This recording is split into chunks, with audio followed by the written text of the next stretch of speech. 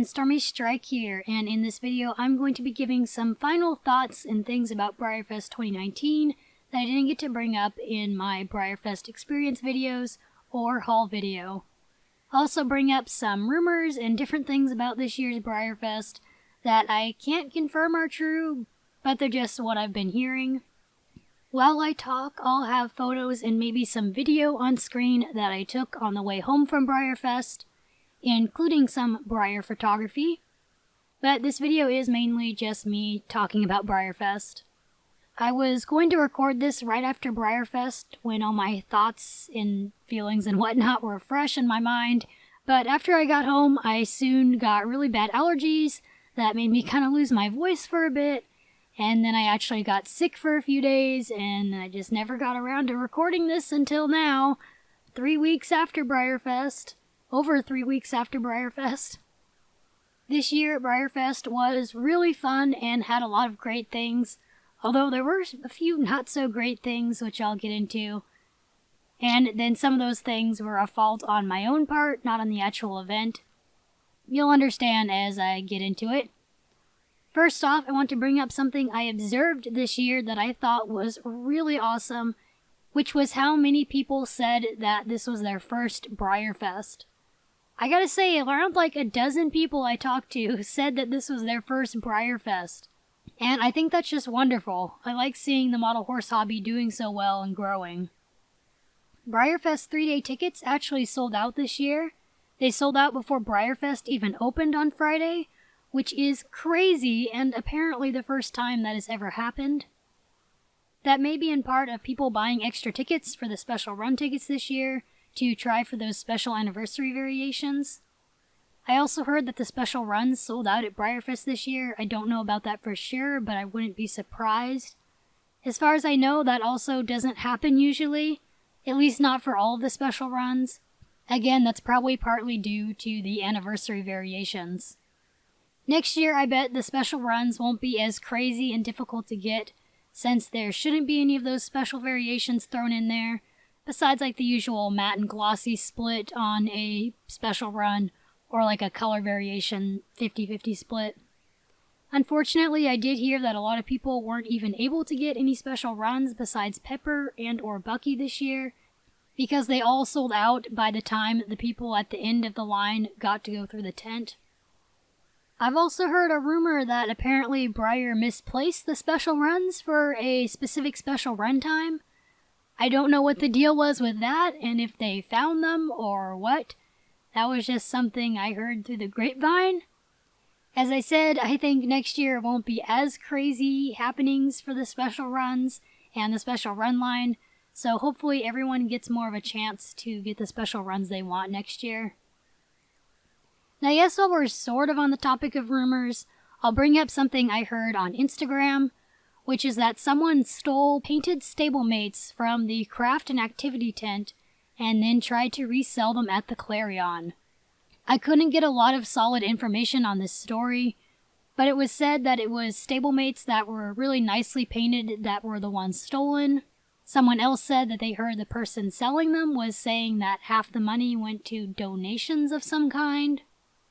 It also sounds like that this person that was selling them, they didn't have a room at the Clarion, and they were just selling these stablemates and some other stuff out of the hallways at the Clarion.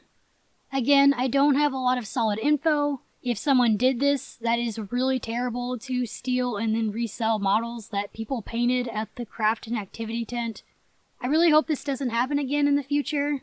As far as I know or I've heard of, it hasn't been a problem before, but if it does become a problem, then I would suggest that Breyer does a bag check style system at the craft and activity tent, where people's models that are painted are given a number, and in order to pick those models up after they dry, you have to have that corresponding paper number, if that makes any sense. That is seriously a really uncool thing to do though, to take people's painted stablemates. That's just not cool. I've been on the end of that same thing actually, not at BreyerFest or anything, but when I was younger, I painted something for my aunt at Color Me Mine, and someone took it, and I was very, very upset about it because I put a lot of work into painting a little Color Me Mine statue thing, and then someone else took it, and that's a real bummer. So people, don't be taking other people's painted stablemates. It's not cool. Moving on from that, I have a suggestion for BreyerFest, which people are of course free to disagree with me on this, but I think that Breyer should maybe start giving out a few more prize models in each category at the costume contest. And no, I'm not saying this because I'm sad I didn't win the costume contest last year. That doesn't have anything to do with it, honestly. It's just from what I've seen. There is so many people entering the costume contest now. And they only give out prizes to 3 winners in each group, which is already great, of course, so they give out prizes and stuff. And I think for a long time, 3 was the right amount to give out. But the costume contest has been growing more and more each year. I think the announcer even said that the group costume contest this year was the biggest they've ever seen it, or BreyerFest history for the costume contest, it was the biggest it's ever been. And so I think it would be nice if they upped it to 5 winners in each category, based on the number of entrants I saw this year and last year.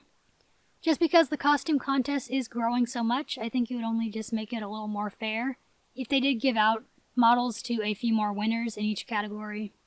They may even should consider doing that for the diorama contest too at this point, to raise the number of winners in each category up just a bit, because so many people enter these contests now. I get, of course, that limiting the number of prizes makes it more competitive and the models that they give out more valuable, but I also think it shouldn't get too crazy competitive for the diorama and costume contest. I understand, the best custom contest, of course that's going to be super duper competitive, but because the diorama and costume contests are more of an all ages, all skill level kind of contest, I think it just makes it a little more fair. But that's just my 2 cents on it. You're free to disagree with me on that, and that the prizes of the costume and diorama contest should stay this limited, even though the number of entrants keeps growing each year.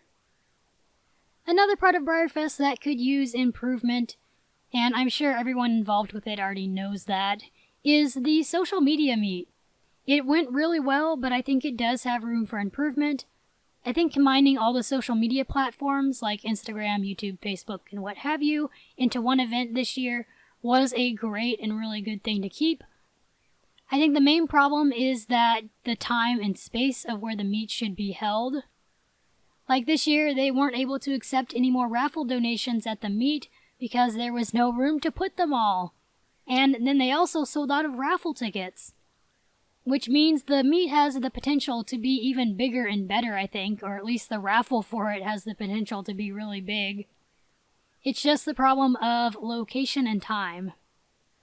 I know the Mayors in Black mentioned that they thought the meet would be good to be held at the Clarion, in the ballroom that's empty on Saturday night or something like that, which I know I wouldn't be opposed to personally because I want to stay out of that Kentucky sun as much as possible.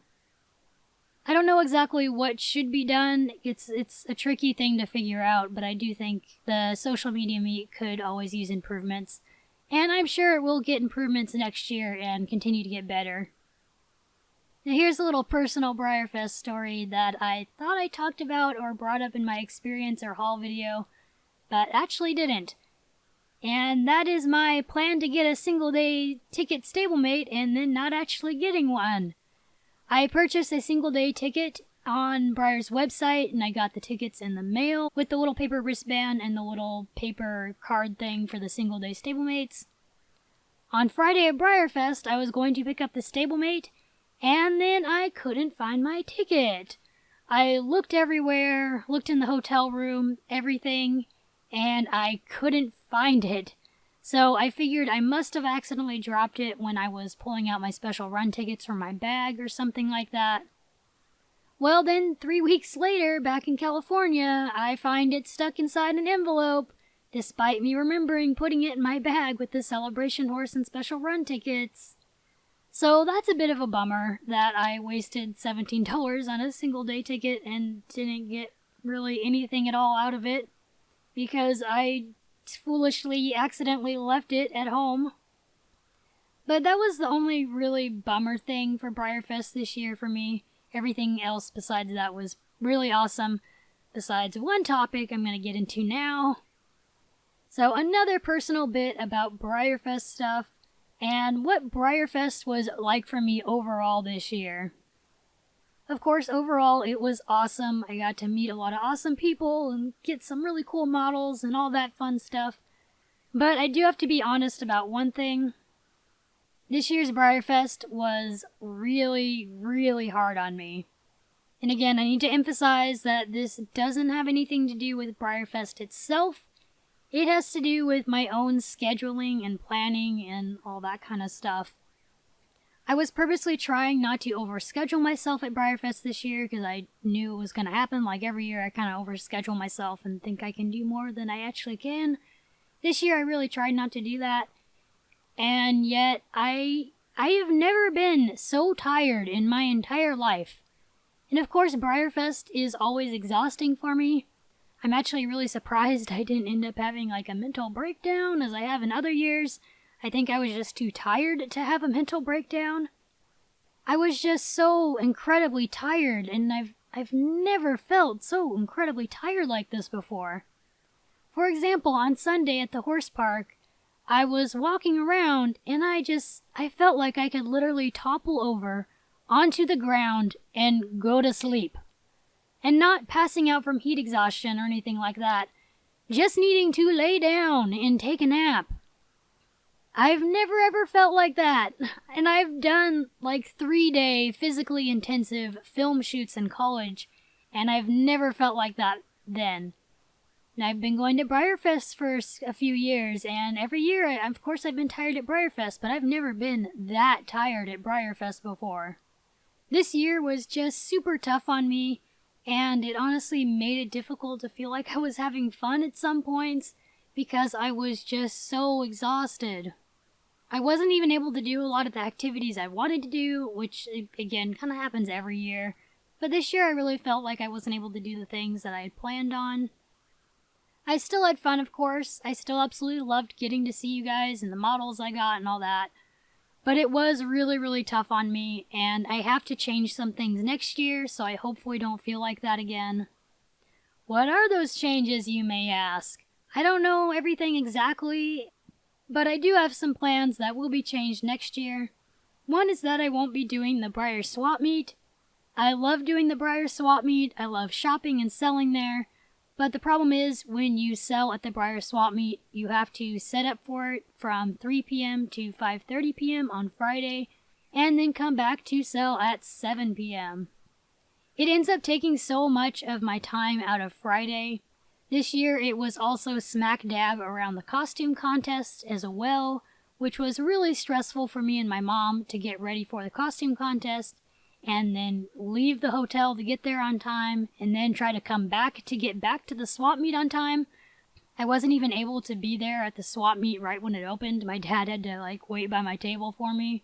Plus, there's packing up everything in my room, bringing it down to the swap meet, unpacking it at the swap meet, then repacking it, and then bringing it back to my room and unpacking it again, and then having to pack it again to bring back home, and it's just, oh my goodness, it just takes so much time and work. Therefore, I think next year it would be a lot better for us if we plan on not doing the swap meet, and instead we'll just be selling out of my room on Friday night. Which leads me to another change I have planned for next year. I'm going to have specific times that my room is open for sale next time, and hopefully be able to actually stick to that. 1 or 2 years that I went to BreyerFest, I did have specific times for my room when it was going to be open, but I had a lot of trouble sticking to them because I just kind of overscheduled and things didn't always go as planned, which is why I never gave specific times for my room to be open this year, because I didn't really want to limit myself on stressing out on having to be back in my room at a very specific time. But still, I ended up stressing out about that stuff anyway. But next year I'm going to have it open at specific times and then closing it at specific times.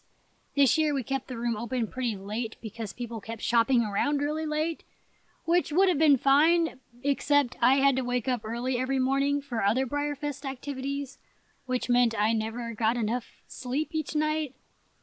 Therefore, next year I will have a set window of time of when my room will be open.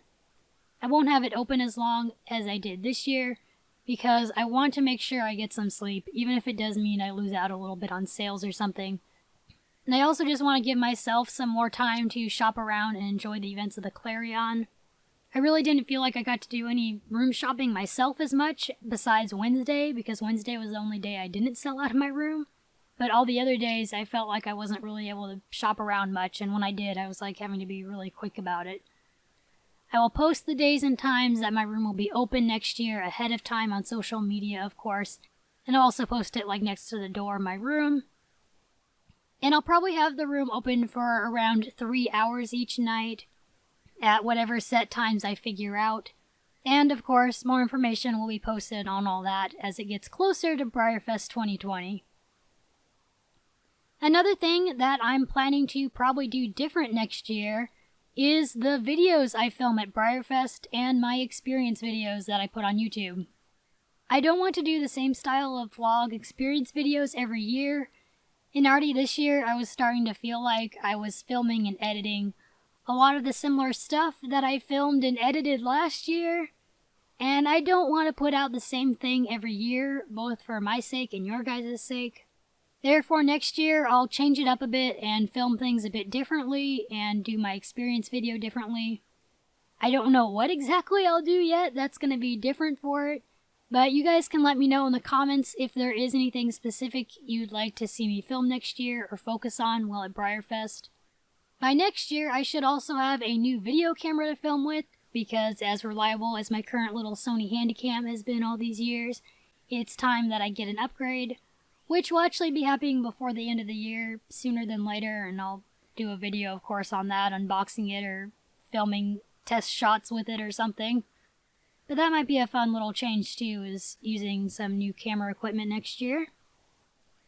And I guess that kind of wraps up my thoughts for this year's BreyerFest. As I've already said, I will be going again to BreyerFest next year. I will be doing some changes. I'll also have other things planned and new ideas of things to sell at BreyerFest. So hopefully some of those things pan out.